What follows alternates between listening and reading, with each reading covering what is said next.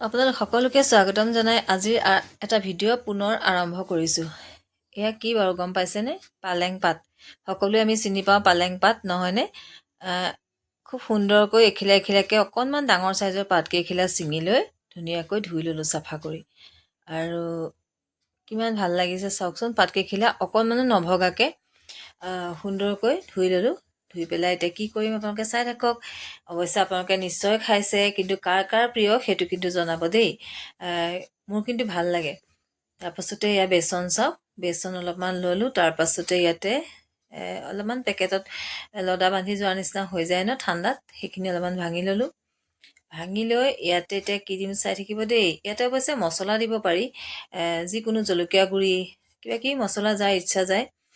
কিন্তু মই একো মছলা ব্যৱহাৰ নকৰোঁ, যিহেতু মানে অসুখীয়া বিসুখীয়া সকলোৱে খাব পৰাকৈ বনাওঁ, সেইবাবে অকল নিমখ আৰু হালধি। এয়া নিমখ দিলোঁ জোখত। মই আকৌ হাতেৰেহে আন্দাজ পাওঁ, চামুচেৰে মই নিমখ আন্দাজ নাপাওঁ। সেইবাবে মই হাতেৰে দিলোঁ নিমখকণ আৰু এয়া হালধি। তাৰপাছতে মিশ্ৰণ কৰি ল'লোঁ।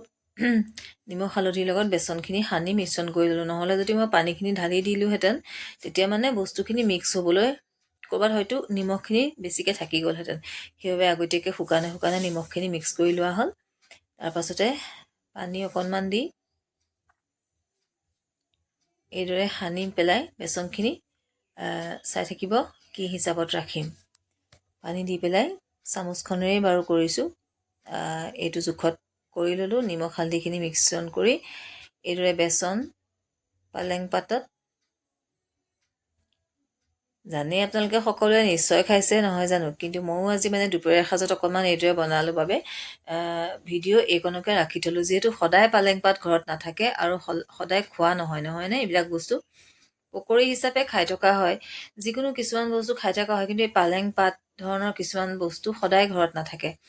গতিকে কেতিয়াবা থাকিলেও অকণমান জোখৰ চাইজৰ পাতকেইখিলা নাথাকে, নহয়নে? এয়া চাওক, কেৰাহীত তেল গৰম কৰিলোঁ। মই যে আপোনালোকক সদায় ক'লা কেৰাহীকেইখনতে বনাই দেখাই আছোঁ জানেনে? ইমানেই দুখীয়া, মই এখন কেৰাহী ল'ব পৰা নাই জানেনে? ইমান ভাবি থাকোঁ, আচলতে মই পাহৰোঁ।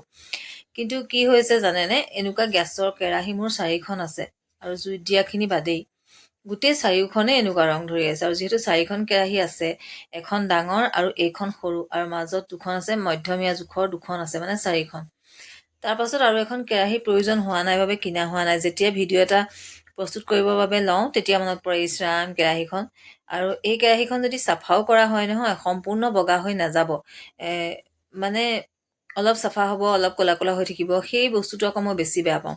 তাৰপিছতে তৈয়াৰ হৈ গ'ল এয়া পালেং পকৰা। কেনেকুৱা লাগে টেষ্টটো ক'বচোন আপোনালোকে। মই কিন্তু বহুত ভাল পাওঁ, গতিকে আপোনালোকক দেখালোঁ আজি দুপৰীয়াৰ সাজত। গতিকে আজিলৈ আহোঁ, বাই বাই।